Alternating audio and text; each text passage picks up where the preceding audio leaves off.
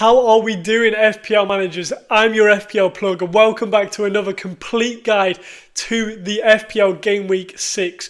And today we're going to be going through how my bench boost got on in Game Week 5, how my team is looking to line up in Game Week 6, and also what my team would look like if I was on a wildcard.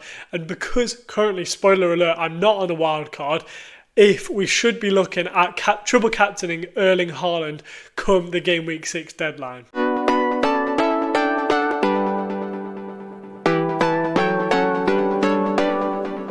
So let's have a quick look at my bench boost for Game Week 5. It actually went a lot better than I was expecting. So obviously a terrible start in the lineup with Robert Sanchez a -3. Chelsea going down to 10 men within basically 4 or 5 minutes. Robert Sanchez then obviously gets all the minus points for the goals that they concede, so ends up on -3. Terrible start. Pedro Porro, another disappointing match for him and for Spurs, to be honest. He's probably likely one that will be leaving my team as soon as I do hit that wildcard button, just because he's sharing the set pieces with Xavi Simons. Obviously, he was benched in this game, but probably won't be benched going forwards, let's be honest. So disappointing from him. Anderson, really good, getting DEFCON again. Obviously, Fulham, slightly disappointing, but Anderson, really good. Nico Williams, what a goal by him this week, and honestly, basically saved my game week. Nottingham Forest, Nico Williams finally coming in clutch with those 10 points. Actually, a really good haul from him. Due 3 points, luckily gets an assist. I haven't actually seen the assist, so I don't know how lucky it was, but it was lucky in my team. 3 points from him. Not amazing, but still ticking along, still attacking really well. Bruno Fernandes, 10-pointer. It was a brilliant goal, by the way, but I don't think he got DEFCON this week, but he did really well in terms of bonus points. And just Man United in general looked pretty good. Obviously, Enzo Maresca, will talk about him. What is he doing? And then Mohamed Salah as my captain. Slightly disappointing. He could have had more, could have done better. But in general, 5 points is okay for a captain, even though most Erling Haaland, who we didn't have, went really big. It was still okay. Morgan Rogers and Ollie Watkins, complete disappointment, to be honest. Those guys are looking likely that they're going to be out of my team as soon as I can possibly get them out. Rogers, 2-pointer. Watkins, 2-pointer. Moving on to João Pedro's 2-pointer. Enzo Maresca, what was he thinking? Robert Sanchez gets the red card in the 4th minute. He brings off Estavio. Fine. Get your goalkeeper on. Bring him off. Play the game. Counter-attack. Absolutely fine. But then he brings off Pedro Neto, literally 2 minutes after, using up another one of his substitute things. I think he's just absolutely lost the plot there. And so those two are off. Cole Palmer then gets injured, so he has to bring Cole Palmer off, brings on another defender, and plays 5 at the back with just João Pedro up top to counter-attack, run everywhere, press. So he played really well, played a lot of minutes, played very high intensity in all of those minutes. So I think at least we can see the positive that Enzo Maresca really highly rates João Pedro and didn't want to bring him off. But obviously that game and that scenario was not ideal for him or Enzo Fernandez on my bench. And then Chris Wood, another disappointing game from him. As I'm recording this video, Nottingham Forest are playing in the League Cups, and Igor Thiago has just scored 2 goals in that game. So honestly, I think Chris Wood is a possible doubt going into the weekend. I think because he hasn't played at all, or at least at the time I'm recording this video, he hasn't come off the bench. He probably will start against Sunderland. I do expect him to start. But this week, another, as I say, disappointing week. But the really good part, obviously we got 66 points, which was really good in overall total score.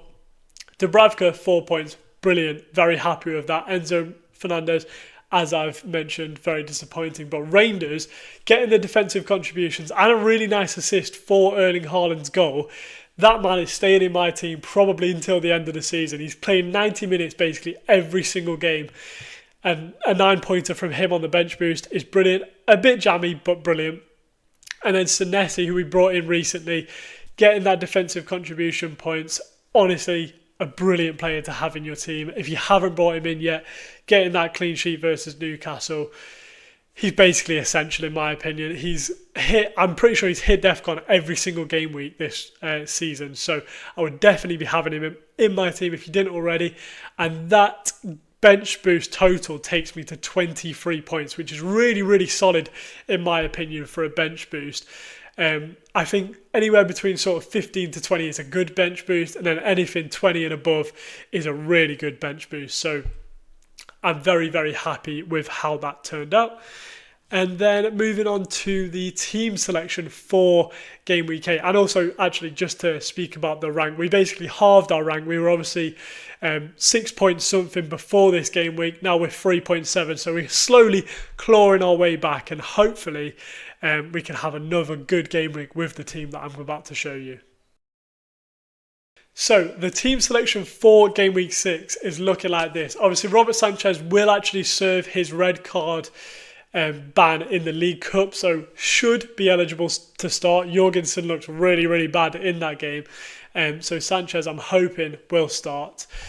If he doesn't, I have got Dubravka on the bench against City, so it's a bad day for me, basically, if Sanchez doesn't start. But there's no point taking a -4 hit to take Sanchez out. Then moving on to the defence, we've got Pedro Porro against Wolves at home. Probably one of the best fixtures you can get this season. Wolves have looked really, really bad. Pedro Porro equally has looked bad, but I think it's definitely a good game week to play him in, and I'm happy doing so. Nico Williams obviously scored that great goal. Hopefully he can do that again against Sunderland. Good game for him at home, so I'm happy to keep him this week. Senesi leads away, another brilliant sort of fixture, and also Senesi's great for DEFCON. Leeds haven't been amazing going forward, so hopefully Bournemouth can keep a clean sheet there. And then Anderson, I've put Anderson in, however, he could be moved out for Enzo or Rodgers. But I just think Anderson's better because he has that DEFCON sort of buffer that he should get DEFCON or he could get DEFCON, so he gets those extra 2 points. And both Enzo and Rodgers probably won't get those DEFCON. And then Villa have been absolutely shocking. They've scored 1 goal all season in the Premier League so far. So hopefully if Fulham keep a clean sheet against Aston Villa and he gets DEFCON, that would be an absolute mega haul for Anderson once again. And then Bruno Fernandes against Brentford away. Bruno Fernandes has been really, really good so far. Obviously still on penalties, great for DEFCON. And he was actually getting forward quite a lot in that Chelsea game. So I'm happy with Bruno Fernandes. I wouldn't say he's an ideal pick, especially at his price point. He's probably not worth his price. But right now we have so many good utility players, cheap enablers, that I think going for Bruno Fernandes is absolutely fine. I brought in this week, the 2 transfers that I've done with this team, by the way, is to bring in Semenyo and Erling Haaland for Mo Salah and Ollie Watkins. Ollie Watkins was stinking up the gap, so I got rid of him. And then Mo Salah, I just needed to get Haaland, and that was the only way I was going to do it. When I do come to Wildcard, I'm going to give myself that flexibility of going for Haaland or Salah. I don't think it's likely I will go for that. But right now, I'm happy to have Semenyo against Leeds. Yes, it's an away fixture, but Leeds haven't looked amazing. They've probably looked the second best of the promoted teams. And Semenyo's just looked amazing. So I'm happy to have him in my team. He did brilliant for me last season, so hopefully he can do the same again this season. And then, as I was mentioning before against Rangers, he plays 90 minutes basically every single game for Pep. So very happy to have him. This is arguably the very best fixture that you could have in FPL this season. So Burnley at home for Rangers, absolutely happy him being in the team, and he would still be in my wildcard team as well if I was wildcarding.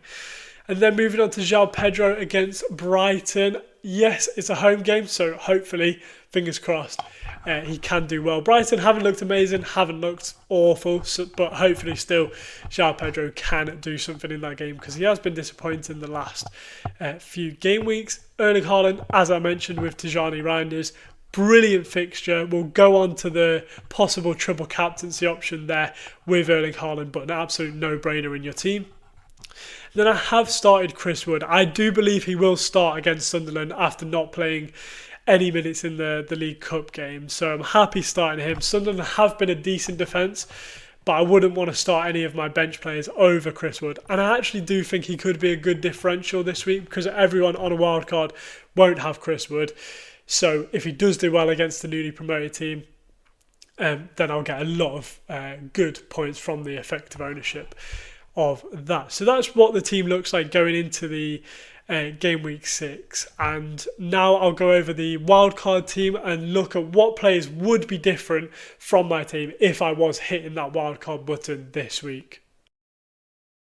So looking at the wildcard, obviously here are all the fixtures if you did want to have a look at game week 6's team fixtures. But this is the wildcard team that I would be going for if I was on a wildcard. So if you guys are on a wildcard, this is the type of team that I would be looking at. Now, the main differences in this team to my current team is probably the Arsenal goalkeeper, defender and striker in Gyökeres, Gabriel and Raya. Now, these are all very premium assets. So Raya, Gabriel and Gyökeres are all at the pricey end of their brackets. However, they are also rising in price currently. I think Raya and Gabriel may have already risen in price. But I just don't think this is personally a great jumping on point for them. So they've got Newcastle away at St James's Park. I think especially it's not great for Gyökeres because Newcastle, if you didn't know, have been the very best team in the league. I think the very best, maybe sort of top 3 in the league for XGC conceded. So the expected goals that they are basically expected to concede is very, very low. So Gyökeres, the likelihood that he's going to score this week, obviously it's not impossible, but it just doesn't look brilliant, and I'm not really willing to take that risk on Gyökeres this week. Yes, I might go for him next week, but there might also be other cheaper options that I'd rather go for instead of him, and I'd rather give myself that flexibility. I think Gabriel and Ray are always going to be good picks, and I definitely would start them if I was on a wild card, but I think the likes of Nico Williams could definitely cover off the sort of defensive points this week, or hopefully anyway. And then the other players, to be honest, are very similar to my team. So you've downgraded one of the midfielders to Stack, and then you've upgraded one to Njai. I think Njai is basically one of the best players to have on your wildcard. If you haven't thought about him yet, I would definitely recommend thinking about bringing Njai into your team. If you're not on a wildcard, and also if you are on a wildcard, I think he's basically locked into a wildcard draft. But other than that, I'm happy keeping Bruno Fernandes for now. I don't want to move off Bruno Fernandes because if I then did want to go to someone like Cole Palmer once he's back, Saka now he is back, or Salah even, then there's basically, I'd have to do 3 different transfers if I didn't have someone like Bruno Fernandes at that expensive price point in the midfield slot. But equally, I don't want to spend too much in that area for the sake of it. So Bruno Fernandes, I think, fits the bill just about right at 9 million. Obviously, you can get the 10 pointers that he got this week. So that's the wildcard team that I would go with. Now let's move on to, if you're not wildcarding, would I triple captain Erling Haaland / am I going to?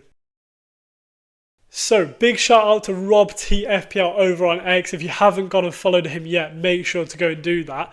But he's put out this graphic that basically explains all of the predicted goals scored for the single game weeks in FPL from the last 2 years. However, there is a sort of pinch of salt that you need to take with this graphic that he explains up here, is that the newly promoted teams last season were much, much worse than the newly promoted teams this season. So the likes of Leicester, Southampton, Ipswich, they were always going to have more predicted goals than the teams that have been newly promoted this year, like Burnley, Leeds and Sunderland, because they are just playing much better and are being much more competitive.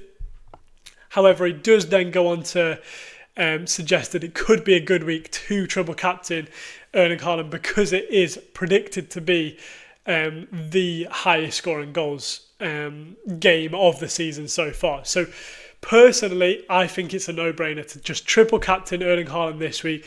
The triple captainship in general isn't very effective, isn't the one that's going to get you the most points. So you can just use a bit of vibes. You can go with who you like, who you think is going to score well. 2.76 predicted goals or projected goals versus Burnley is still very good for Man City, by the way. And Erling Haaland's XG has just been absolutely freakish this season so far. So I think you'd be overthinking it a little bit if you didn't go for the Erling Haaland triple captain if you're not on a wild card.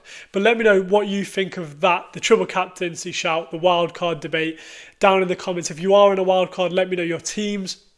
And if you just have any other questions in general for Game Week 6 of FPL, I will be going live just before the deadline, so make sure to tune into that. Drop any comments that you have in the comment section. I'll set a like goal of 10 likes. I don't think we're going to reach that, but it would be much appreciated if you could leave a like and subscribe if you are new to the channel and enjoy the content. But good luck everyone for Game Week 6, and I hope you all get a green arrow.